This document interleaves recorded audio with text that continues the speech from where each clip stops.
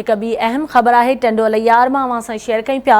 चंबड़ मीराखोरी शाख चाकर ऐं ज़ोण शाख के आबादगारन एहतिजाज किया है। असिस्टेंट कमिश्नर रोहिड़ी केनाल आबादगारन की एहतिजाजी कैंप ते पहुंची वियो। चंबड़ एसी रोहिड़ी केनाल ज़हीर मेमण आबादगारन वट पहुंची धरणो ख़त्म करायो। एसी चंबड़ पारां 2 ॾींहनि अंदर पुछड़ी में पानी फराहम करण की ख़ातिरी कराई वई। जेकॾहिं 2 ॾींहनि अंदर पानी न मिलियो त ॿीहर एहतिजाज कयो वेंदो।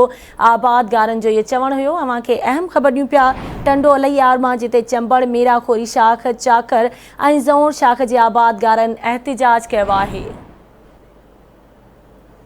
असिस्टेंट कमिश्नर रोहिड़ी केनाल आबादगारन की एहतिजाजी कैंप ते पहुंची वियो। चंबड़ एसी रोहिड़ी केनाल ज़हीर मेमण आबादगारन वट पहुंची धरणो ख़त्म करायो। तफ़सील मालूम कंदासीं टंडो लयार मां। आवाज़ न्यूज़ रिपोर्टर ग़ुलाम रसूल नोहड़ियो असां सां लाइन ते मौजूद है। ग़ुलाम रसूल, कहिड़ा तफ़सील आहिनि, आगाह कजो। जी बिल्कुल, चंबड़ में आबादगार पारां लगायल कैंप ते जेको आहे एसी रोहिड़ी केनाल आबादगार कैंप ते पहुची वियो आहे। चंबड़ मीराखोरी चाकर शाख जो आबादगारन जो जेको आहे 12 ॾींहं खां जेको पुछड़ी में पानी कोर्ट ख़िलाफ़ चंबड़ आपाशी ऑफिस ॾाढो सरापा एहतिजाज बणियल हुआ।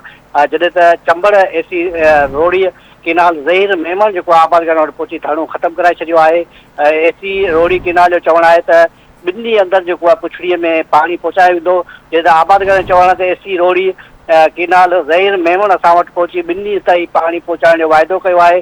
जेकॾहिं पानी न पहुतो त ॿीहर एहतिजाज कबो। जी ठीक है, वॾी महिरबानी ग़ुलाम रसूल तफ़सील खां आगाह करण जे लाइ।